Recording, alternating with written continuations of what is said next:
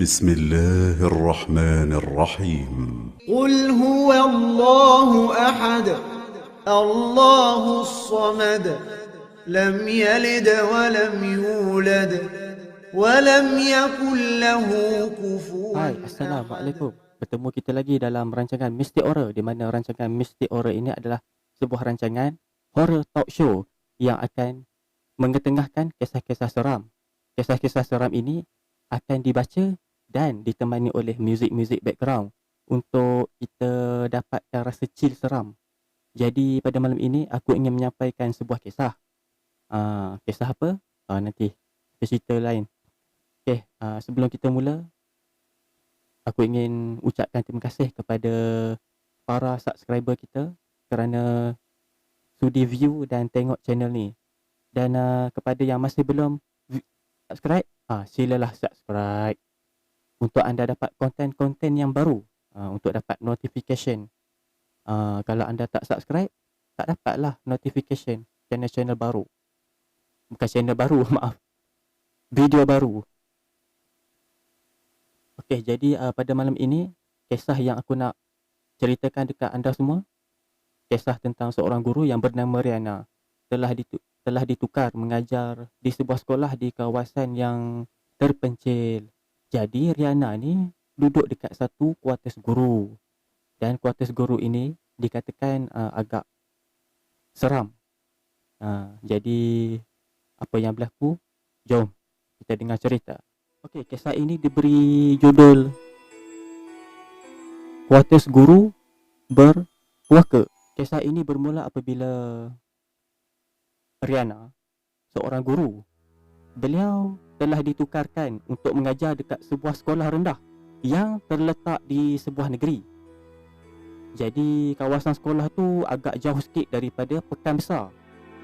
Dan di sana telah disediakan satu kuartus guru. Sebab murid kat sana tak ramai sangat, maklumlah kawasan terpencil, jadi tak ramai sangat lah. Jadi Riana ni pun lepas je duduk dekat kawasan tu, mula-mula nak adapt tu memang susah. Sebab suasana lain. Suasana tak sama macam kalau duduk di bandar. Jadi disebabkan tugas seorang guru ni nak menggalas tanggungjawab untuk mendidik anak bangsa, beliau hadapi jugalah keadaan tersebut. Jadi sebenarnya Riana ni pun dia tak sangka yang dia akan dapat mengajar di sekolah di kawasan yang terpencil berkenaan.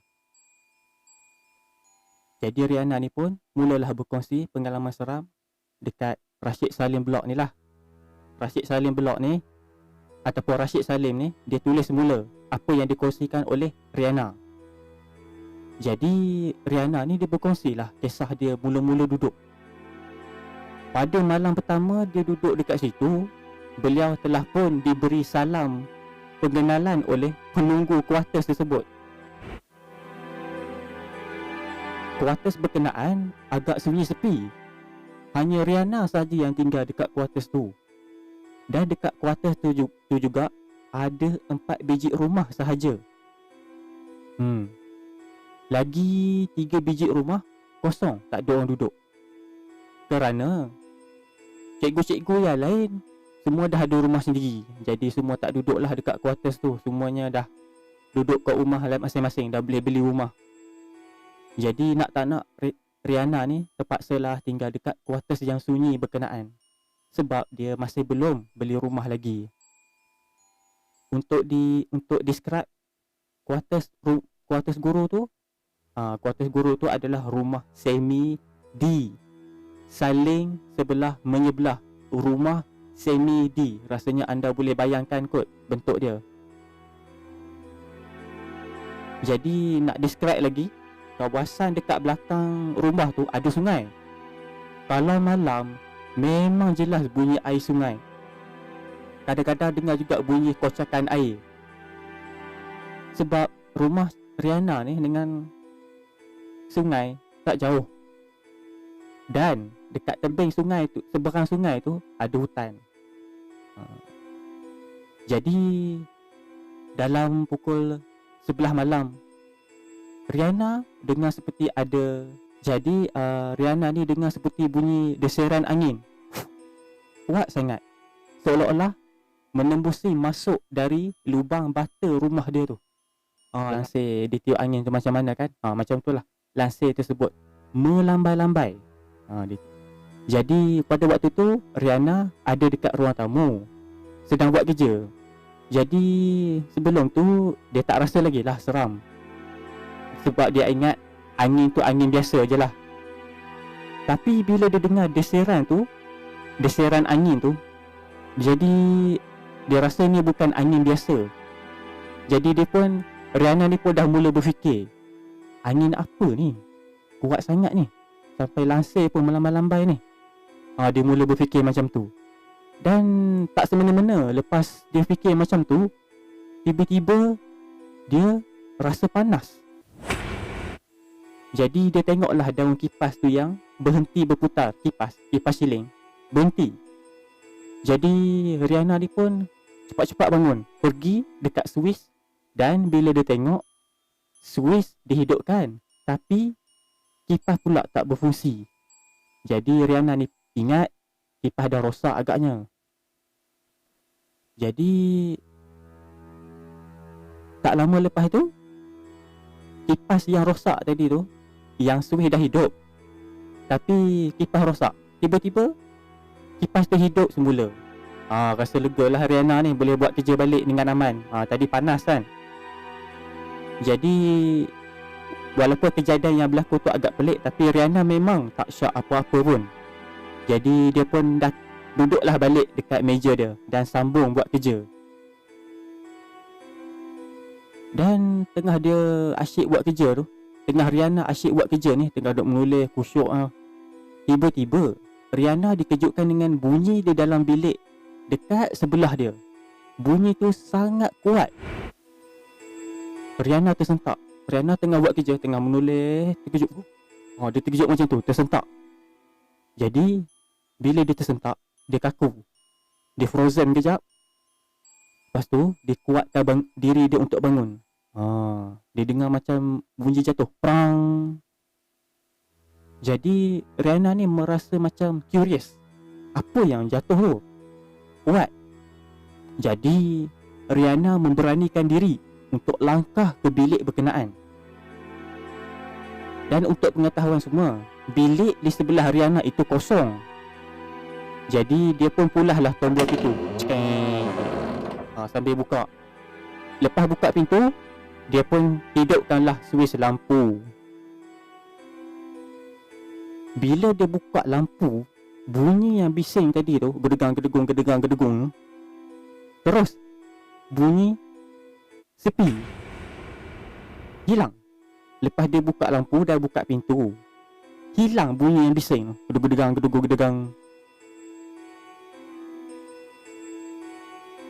Barang-barang yang dia dengar jatuh tadi tu tak ada apa-apa pun.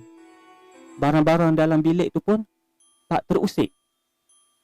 Jadi dekat sinilah Rihanna dah mula tak sedar hati. Perasaan Rihanna ni dah mula bercampur bau, cuak plus rasa seram. Jadi Rihanna pun kata, aku tak kacau kau, jangan kau kacau aku. Jadi Rihanna ni dia cuba nak beranikan diri, nak marah makhluk alam sebelah tu yang buat bising tu. Tapi dalam hati, Allah je lah yang tahu betapa takutnya. Bayangkan bilik kosong tapi bunyi gedegung. Bila buka, tak ada orang dan tak ada barang jatuh.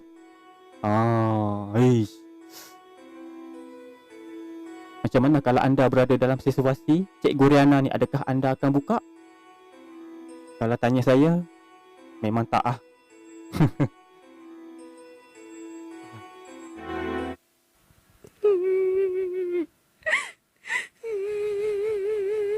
Dia dengar suara orang menangis, dan nada menangis tersebut berada dalam keadaan kesal, tetapi sayup-sayup je bunyi sambil mendayu-dayu. Dari mana datang suara menangis tu? Suara menangis tu datang daripada belakang rumah dia. Jadi Rihanna pun menggelabah lah. Lepas dengar menangis tu, suara menangis tu, Rihanna terus cakap, sudah, dia dah main suara dah. Rihanna dah gelabah. Dan menambah lagi seram cerita ni, lepas dia dengar menangis tu, tiba-tiba rumah dia terus gelap.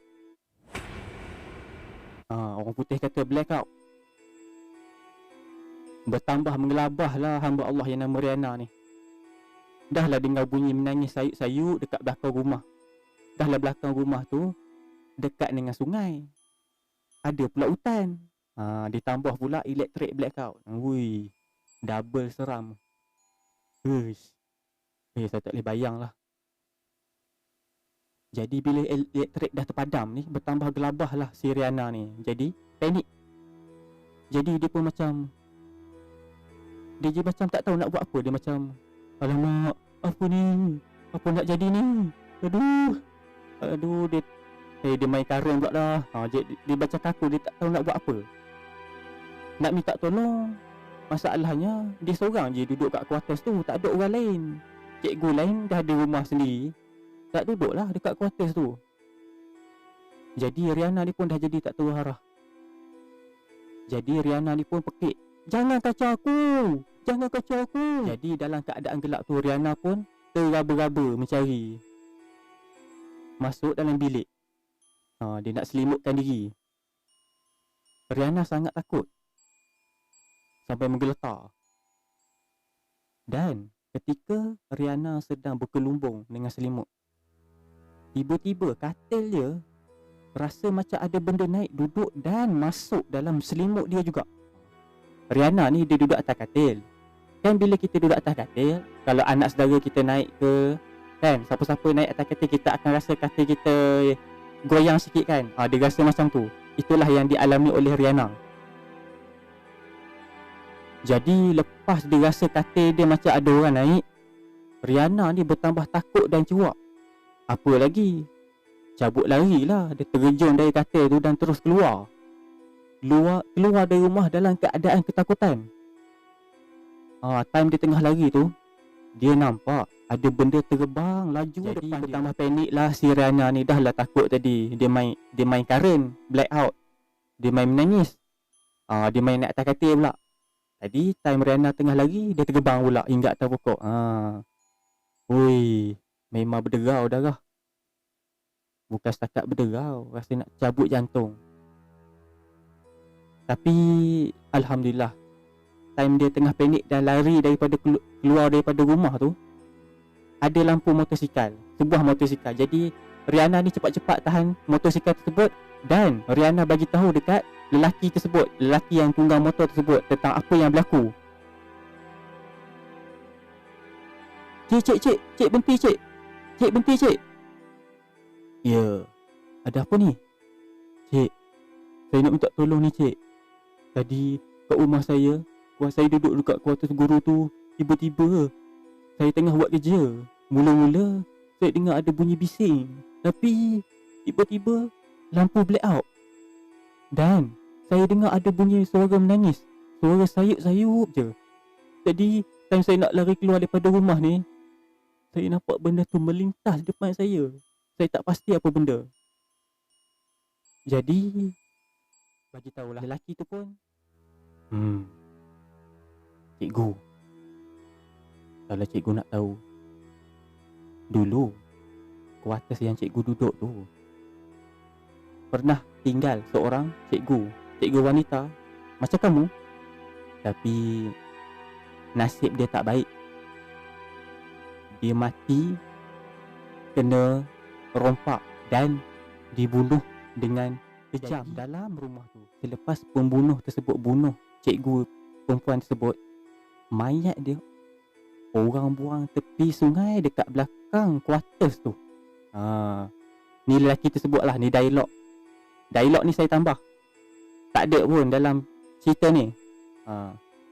Jadi lelaki tersebut ceritalah keadaannya sebenarnya kepada Rihanna. Rumah tersebut dah ada kes tragedi berdarah dalam rumah tu. Jadi lepas dia dengar penjelasan daripada lelaki tersebut, barulah Rihanna ni dapat tahu bahawa ada kes. Ada tragedi yang pernah berlaku tempat dia tinggal. Jadi itu adalah jawapan kepada persoalan dia tentang gangguan-gangguan di rumah tersebut. Patutlah cikgu-cikgu lain tak berani nak tinggal kat kuarter tersebut. Inilah dia ceritanya. Hey.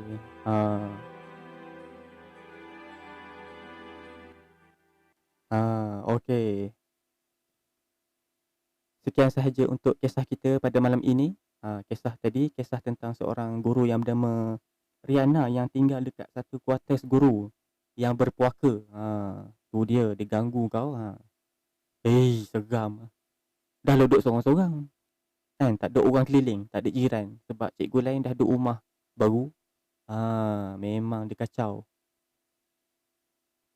Yang paling seram tu yang mula-mula tu bunyi bising. Lepas tu menangis. Lepas tu yang time dia berkelumbung, katil dia rasa macam ada orang naik. Yang tu memang seram. Kalau anda lah berada dalam situasi Riana ni, apa reaksi anda? Tolong tulis dekat ruangan komen sebab ni bukan live show, ini recorded. Saya nak dengar pendapat anda, boleh tak? Tulis dekat ruangan komen di bawah nanti. Nak tengok apa reaksi anda tentang soalan saya tadi. Apa tindakan anda yang kau buat kalau anda jadi cikgu Riana? Kalau saya memang tak duduk lah. Memang sanggup cari rumah lain. Biarlah kena bayar sewa mahal pun tak apa. Dalam rumah tu ada tragedi. Tragedi berdarah. Okey, sekian saja untuk pada malam ini. See you on the next episode. Assalamualaikum warahmatullahi